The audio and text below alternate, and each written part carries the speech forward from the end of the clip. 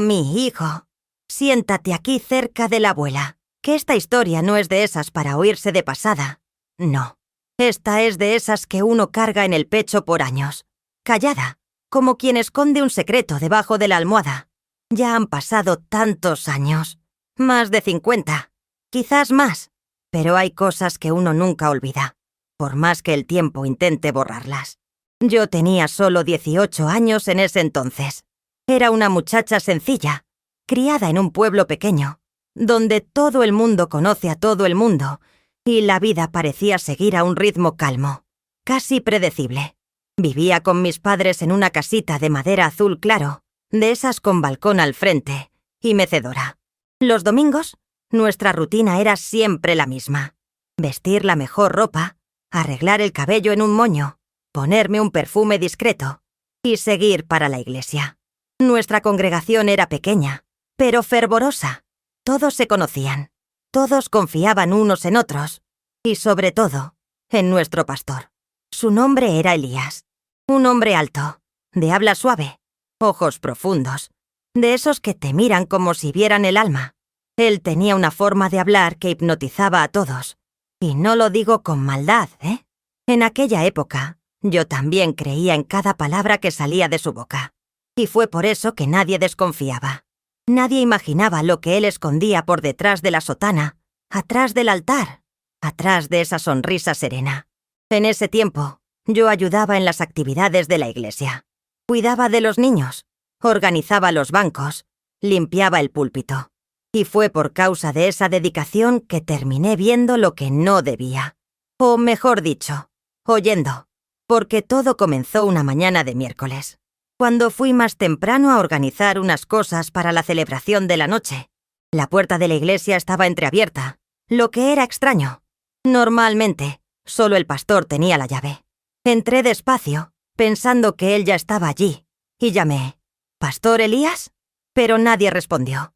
Fui caminando por los pasillos de madera crujiente, y fue entonces que oí voces viniendo del cuartito de oración, una especie de sala reservada que quedaba atrás del altar. Voces apagadas, risas y susurros, pero no eran oraciones. Mi corazón se aceleró. Algo me decía que me fuera, que fingiera que no vi nada. Pero la curiosidad es un bicho traicionero, especialmente cuando se es joven. Me acerqué despacio a la puerta del cuartito y vi una silueta femenina alejándose de él.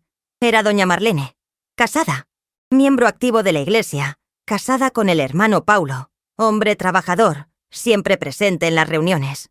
Y allí estaban los dos, el pastor y ella, solos, demasiado cerca, demasiadas sonrisas. Me congelé, no quería creerlo. Mi mente gritaba que debía ser solo una conversación, solo un aconsejamiento, pero el cuerpo de ellos hablaba otro idioma. Y cuando él pasó la mano suavemente por el brazo de ella, y ella se inclinó en un abrazo demasiado largo, lo supe. Aquello no era cosa de Dios. Salí de allí temblando, con el corazón latiendo en el cuello. Aquella escena me asombró por noches seguidas. Y yo guardé el secreto. Por miedo, por respeto, por ingenuidad. Pero, yo debí haber hablado. Porque aquello, mi hijo, fue solo el comienzo de una historia que aún hoy me hace perder el sueño. Aquella noche, cuando llegué a casa después de ver lo que vi, no pude cenar. Mi madre me miró raro, preguntó si estaba enferma. Y yo, con el alma toda envuelta, solo moví la cabeza. No tenía cómo explicar aquello a nadie. Imagínate, ¿quién iba a creer? El pastor Elías era amado por todos. Era como un padre para muchos allí. Había casado gente, bautizado niños, hecho oración por enfermos en el hospital. ¿Y yo? Una muchacha nueva, sin malicia, sin voz, sin ninguna autoridad. Si yo abriera la boca, iban a decir que estaba inventando, que era mentira, que era envidia. Y fue así que la cosa quedó guardada dentro de mí, por semanas. Cada vez que lo veía en el púlpito, predicando sobre fidelidad, sobre el amor verdadero, sentía una opresión en el estómago. Miraba a doña Marlene sentada allí en el segundo banco, con esa sonrisa de santa, y veía al hermano Paulo al lado, de la mano con ella, sin desconfiar de nada. Era cruel mi hijo. Aquella imagen me perseguía como una sombra. Pero Dios es testigo. Intenté olvidar. Juro que intenté. Me alejé de las tareas de la iglesia. Dije que necesitaba estudiar más, que andaba cansada. Empecé a sentarme más al fondo, a evitar mirar a los ojos de Elías. Y aún así, él me notaba. Hubo una vez, recuerdo como si fuera ayer, que pasó cerca de mí y dijo: «Pareces pensativa, hija. ¿Algo te aflige?» Y aquello me dio un escalofrío. ¿Será que él sabía que yo sabía? ¿Será que me estaba sondeando? Ese día me fui antes incluso de que el culto terminara. Llegué a casa y lloré hasta dormirme. Pero ahí, un mes después, todo cambió. Doña Marlene comenzó a faltar a los cultos. Dijeron que estaba enferma, que había viajado a casa de su hermana, que necesitaba descansar. Mucha charla. Y el pastor parecía más tenso, más callado, su mirada más pesada. Fue ahí que percibí que algo más serio estaba sucediendo. Algo mayor de lo que podía imaginar. Y Dios sabe, yo quería no haber visto nada. Pero el destino tiene esas jugadas, mi hijo. Te pone en la hora y en el lugar equivocados. ¿O será que es en el correcto? Porque en una noche lluviosa, de esas en que la ciudad parece dormir más temprano, fui hasta la iglesia a buscar un abrigo que había olvidado en una de las sillas. Y de nuevo, la puerta estaba entreabierta. Y de nuevo, oí voces. Pero esta vez, no era solo él y ella. Y lo que vi en aquel instante cambió todo. Respira hondo, porque lo que viene ahora no es fácil ni de contar, ni de oír. Hasta hoy, cuando recuerdo aquella noche, siento los pelos del brazo erizarse, como si el tiempo se congelara de nuevo. Bien allí, en aquella lluvia. La ciudad estaba desierta. Solo el ruido del agua golpeando en las tejas y los estallidos de los relámpagos cortando el cielo. Yo fui hasta la iglesia solo para recoger mi abrigo, aquel de lana gris que mi madre había hecho para mí. Estaba olvidadito, colgado al fondo, cerca de la entrada trasera de la iglesia. Pensé que iba a ser solo eso: entrar, recoger, salir. Pero nada en mi vida fue simple después de aquel día. Cuando me acerqué, vi que la puerta lateral de la iglesia estaba entreabierta. La misma que da al cuartito donde guardábamos los víveres y libros de estudio. Y allí dentro estaban el pastor Elías, doña Marlene y otra persona. Era el hermano Paulo. Él estaba con el rostro rojo, los ojos llorosos. Su voz temblaba. No de frío, sino de rabia, de dolor. Él sostenía un sobre en las manos, de esos color café oscuro, grueso, y lo tiraba al suelo a los pies del pastor. ¿Piensas que soy idiota, Elías? ¿Eh? ¿Piensas que nunca iba a saber? El pastor, desde lo alto de su calma fingida, intentaba disimular, pero su mano temblaba. Hermano Paulo, por favor, vamos a conversar como hombres de Dios. Pero no había Dios en aquella sala en aquella hora, mi hijo. Solo la verdad explotando, como un rayo en campo seco. El sobre cayó abierto, y de él salieron fotos. Fotos reveladas. Yo no vi todo, pero lo suficiente para entender. Elías y Marlene, en lugares diferentes, juntos, muy juntos, en un banco de plaza, enfrente de una pensión. Y en una de las fotos, ellos se estaban besando. Me escondí detrás de la puerta del corredor, mi corazón latiendo tan alto que parecía que iba a delatarme. Temblaba de pies a cabeza. Doña Marlene lloraba. Decía que estaba confundida, que aquello nunca debió haber sucedido, que el pastor la entendía, que el marido nunca la miraba como hombre. Palabras cortantes, desorientadas. Y Paulo, él cayó de rodillas. No por debilidad, sino como quien recibió una puñalada invisible. En la casa de Dios, Elías, con mi mujer, con mi familia. Yo quería salir de allí. Quería correr. Pero mis piernas no respondían. Y entonces, oí el ruido. Un estallido seco, fuerte. Una bofetada. Paulo le dio una bofetada al pastor Elías. Y el pastor no respondió. Se quedó allí parado, con la cara girada hacia un lado, el rostro ardiendo. Pero sus ojos no mostraban arrepentimiento. Era como si él ya hubiera aceptado aquello todo. Fue ahí que supe. Aquello no era un desliz. Era un vicio. Un hábito. Una cosa escondida que ya venía de lejos. Me fui corriendo, sin recoger ningún abrigo, con los pies hundiéndose en el lodo de la calle. Y aquella noche, supe que nada más iba a ser como antes. Después de aquella noche de la tormenta, la ciudad parecía diferente.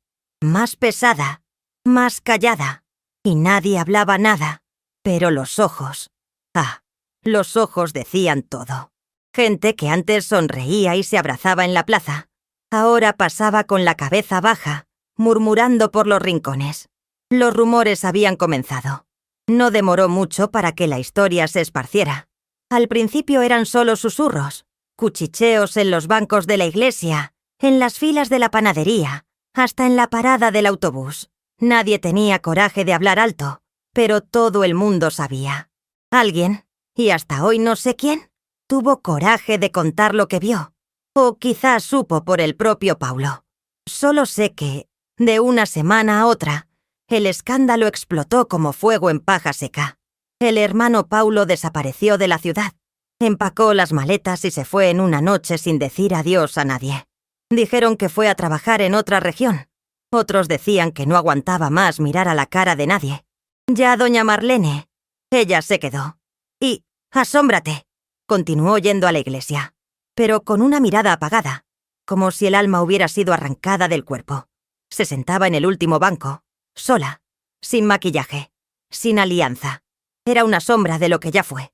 El pueblo la miraba con desprecio, como si fuera ella la única culpable.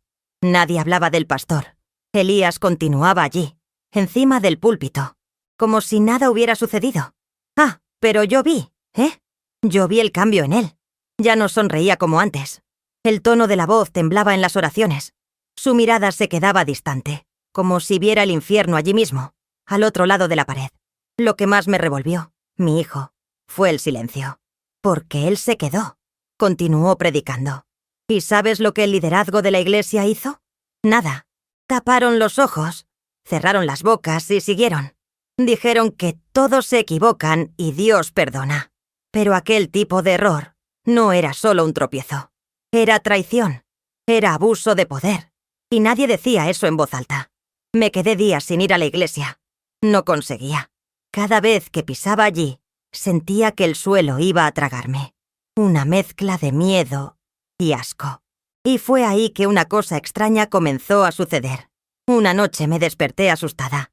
Había soñado con fuego, con gritos, con el rostro de Elías mirándome, pero sin ojos, solo agujeros negros. Me desperté sudando frío. Fui hasta la cocina, tomé agua, y cuando miré por la ventana, puro por todo lo que es sagrado, vi a alguien parado cerca del portón. Solo una sombra. No daba para ver el rostro, pero sabía que era él. Elías, de pie, inmóvil, como quien observa. No sé por cuánto tiempo él se quedó allí. Parpadeé y ya no estaba más. A la mañana siguiente, una carta apareció en la puerta de mi casa, doblada con cuidado. No tenía nombre, solo una frase escrita a mano. No todo lo que sabes debe ser contado. Cuidado con lo que cargas. Mi hijo. Aquello me heló hasta los huesos. Y a partir de aquel día, entendí que el silencio, en aquella ciudad, era un mandamiento. Después de aquella carta, mi vida nunca más tuvo paz de verdad. Fue como si hubiera abierto una puerta y dejado el miedo entrar. Y él entró. Entró y se sentó en la sala, tomó café conmigo, durmió en mi cuarto. Durante días, andaba mirando por encima del hombro, sin confiar ni en mi propia sombra. Parecía que todo el mundo sabía que yo sabía. Hasta mis padres comenzaron a notar que yo estaba diferente. Mi madre preguntaba por qué no iba más a la iglesia, y yo solo decía que estaba pensando en la vida. Ella era mujer de fe, devota, de esas que piensan que la iglesia es el último lugar donde el pecado se esconde. Si yo contara todo, ella se rompería. Pero el silencio, aquel silencio forzado, comenzó a doler. Y fue ahí que resolví escribir todo. Agarré un cuaderno viejo, me senté de madrugada y escribí todo lo que vi, todo lo que oí, todo lo que sentí. Cada detalle. Era mi forma de no enloquecer. Pero hasta eso me fue quitado. En una tarde, salí a buscar leche en la tienda de la esquina y dejé el cuaderno debajo del colchón. Cuando volví, el cuaderno ya no estaba allí. Nadie entró en la casa. Mi padre estaba en la sala, mi madre en el patio. La ventana del cuarto, que yo había dejado cerrada, estaba abierta de par en par. El miedo me invadió como un enjambre. Me quedé en silencio. No conté a nadie. Y fue ahí que entendí que alguien, quizás el propio Elías, sabía que yo era una amenaza. Y la cosa empeoró. Una noche, volviendo del trabajo, oí pasos detrás de mí. La calle estaba vacía, oscura, con solo 1 o 2 faroles encendidos. Aceleré el paso. Los pasos detrás de mí también aceleraron. Y entonces, de la nada, una mano tocó mi hombro. Me congelé. Me giré despacio, con las piernas temblando. Era el hermano Samuel, un señor callado, que cuidaba de la parte financiera de la iglesia. Él me miró con una mezcla de pena y advertencia, y dijo solo una frase, que hasta hoy resuena en mi cabeza. Hay verdades que Dios revela, pero no siempre es para que tú las cuentes. Guarda la tuya, muchacha. Y se fue. Después de eso comenzaron las notas. Una en el tendedero, otra en la cesta del pan. Pequeñas, escritas a mano. Unas con trechos de la Biblia, otras con frases sueltas. La lengua es una espada. El castigo viene primero para quien revela, después para quien comete.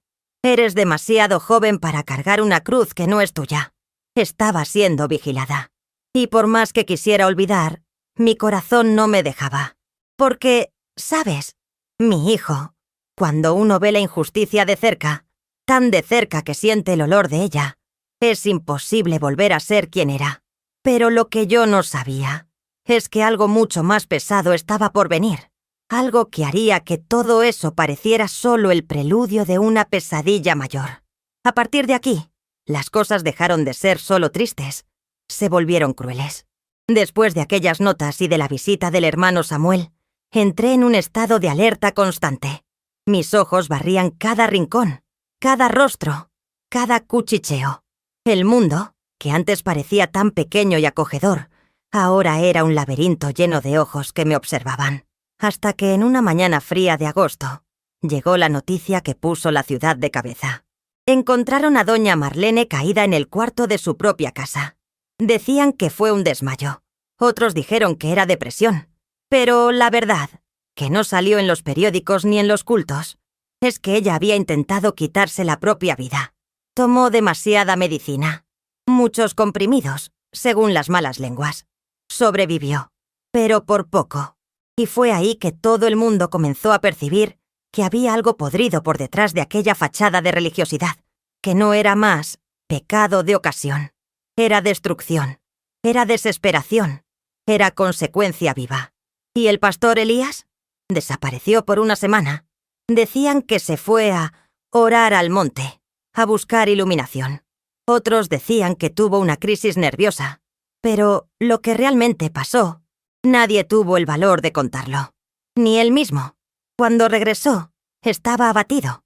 El rostro envejecido, el cabello más blanco, y la voz ya no era la misma. Hablaba como quien carga un cadáver en la espalda. La iglesia se dividió.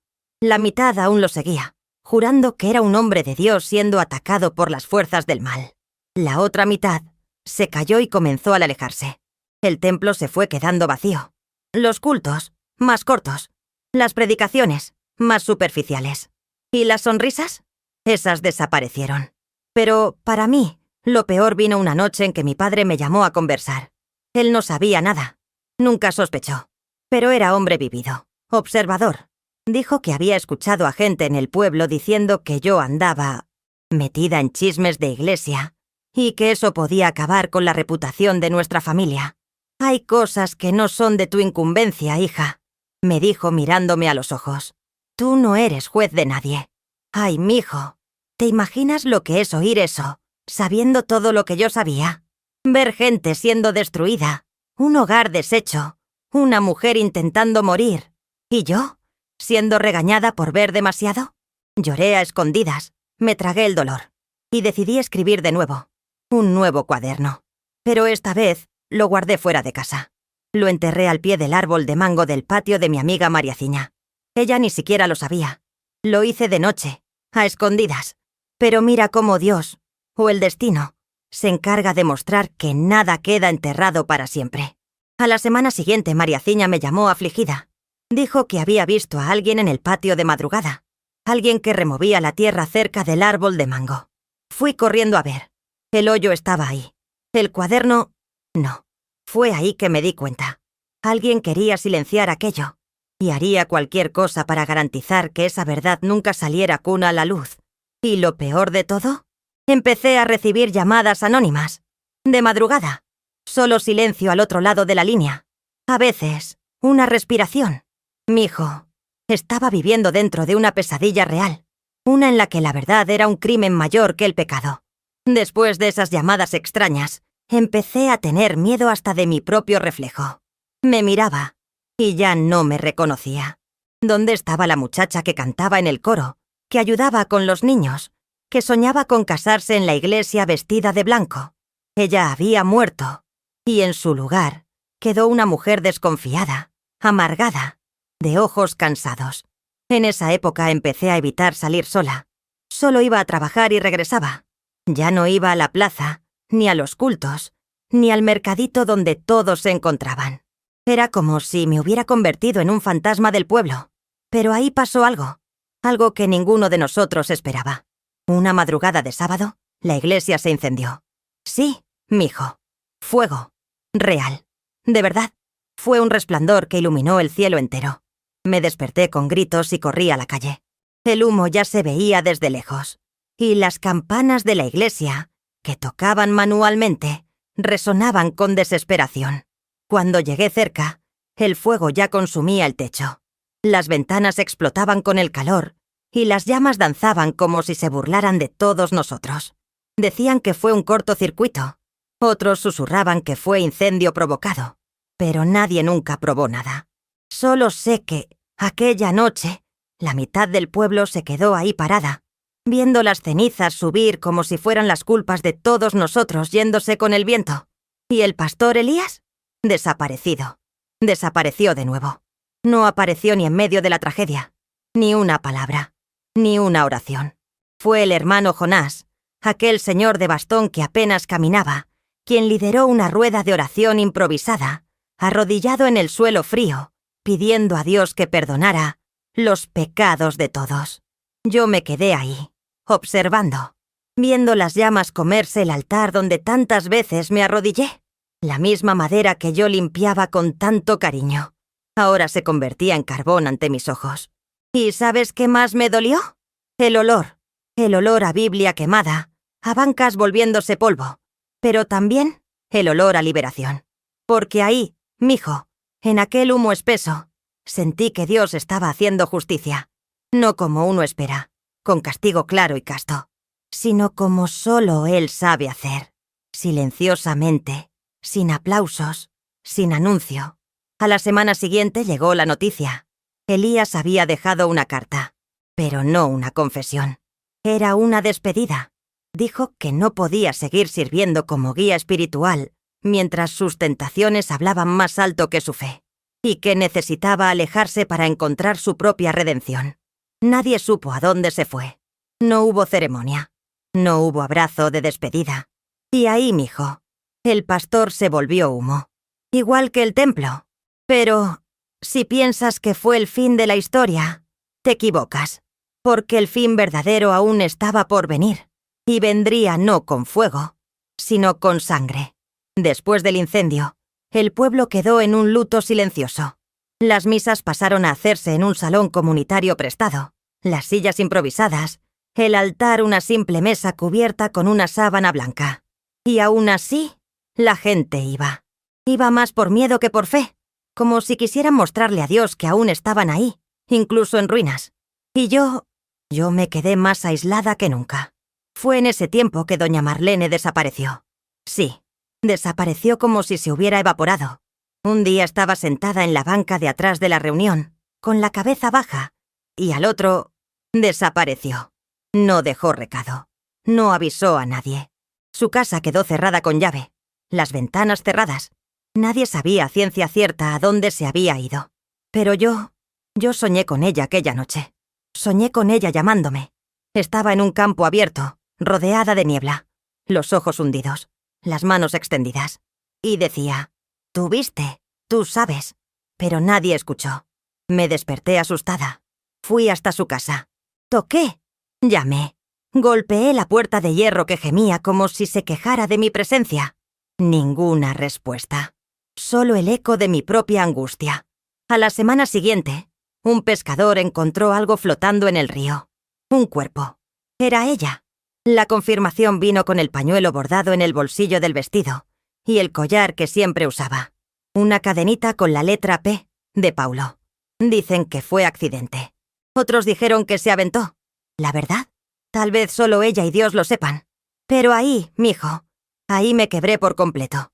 Verity, aquella mujer, tan viva y tan marcada, terminar de esa manera, fue el estallido final. No hubo velorio.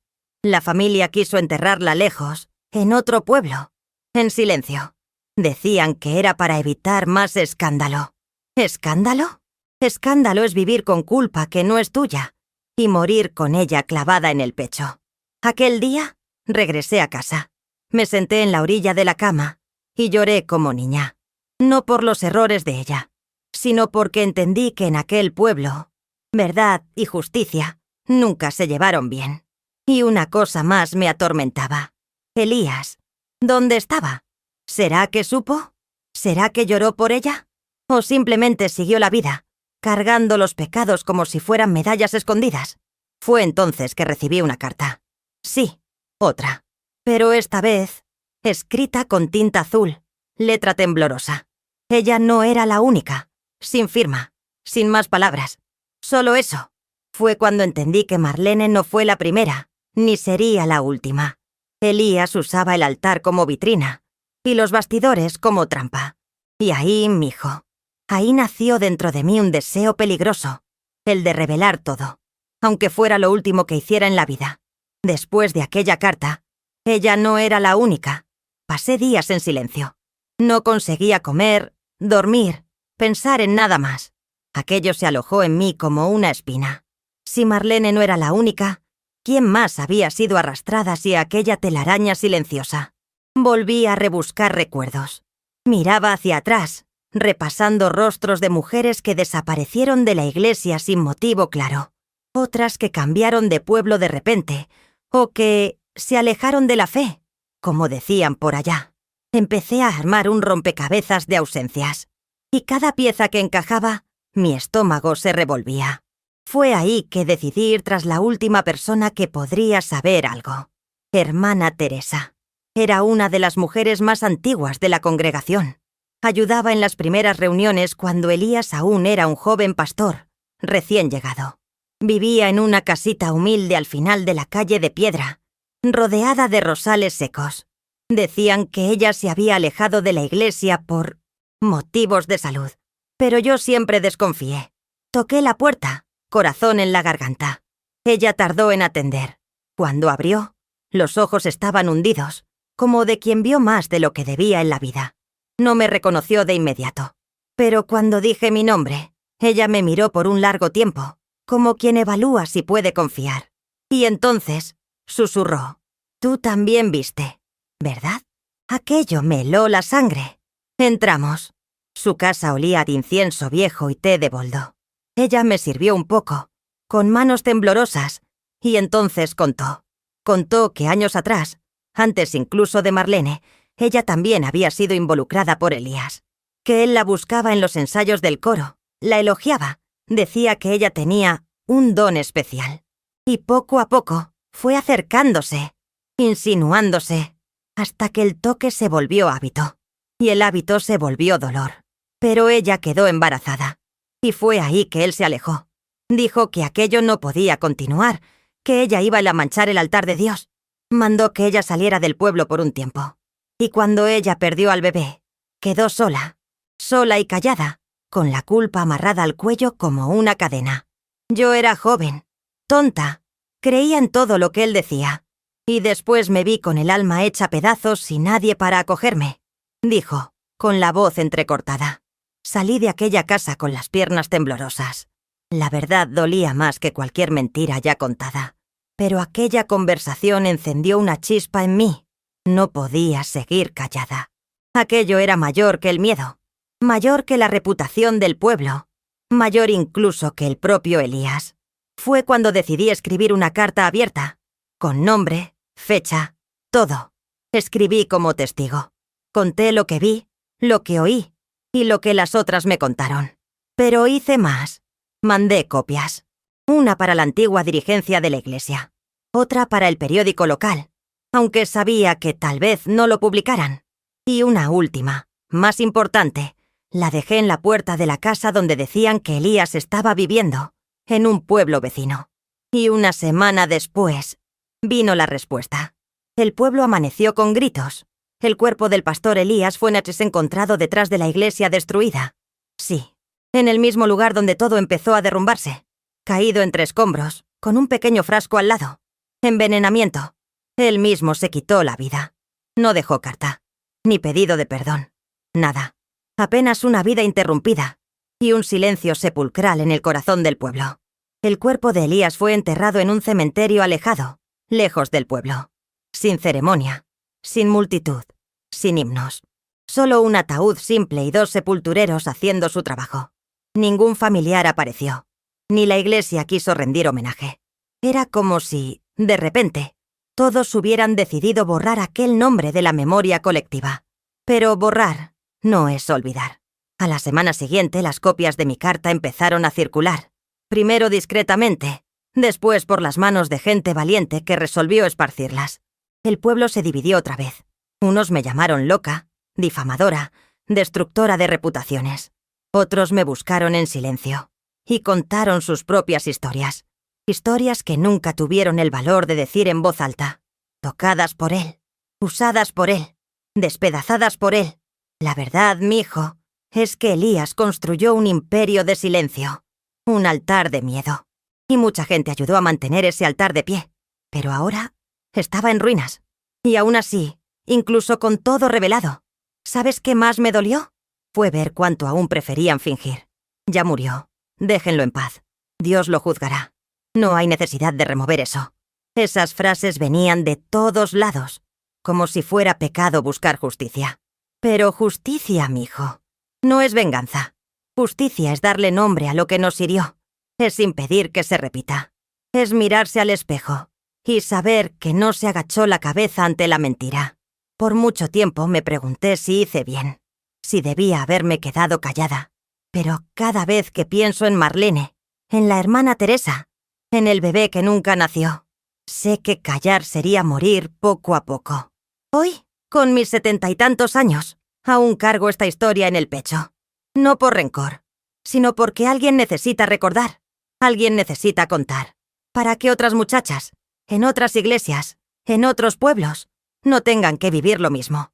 ¿La fe? La fe nunca la perdí. Pero entendí que Dios no vive en paredes de madera ni en púlpitos dorados. Vive en el corazón de uno. Y en el valor de no callar. Esa, mijo, fue la historia que me cambió para siempre. Ahora dime, ¿aún quieres oír otra historia de la abuela? Porque mira, la vida de la gente vieja tiene más capítulos que telenovela de radio. Y si te quedaste hasta el final de esta historia, te lo agradezco, ¿eh? Desde el fondo del corazón. La abuela cuenta no solo para entretener, sino para alertar, para emocionar, para dejar una marquita ahí dentro, en tu corazón. Ahora, si te gustó oír a esta abuela desenterrar los recuerdos, dale un me gusta al video, compártelo con quien necesita escucharlo y suscríbete al canal, mijo. Eso ayuda muchísimo a la abuela a seguir contando estas historias de la vida, del alma, del tiempo que no vuelve más. Y activa esa campanita también, que cada semana hay historia nueva saliendo del baúl. Unas para reír, otras para llorar, pero todas con verdad. Que Dios los bendiga. Y hasta la próxima historia de la abuela.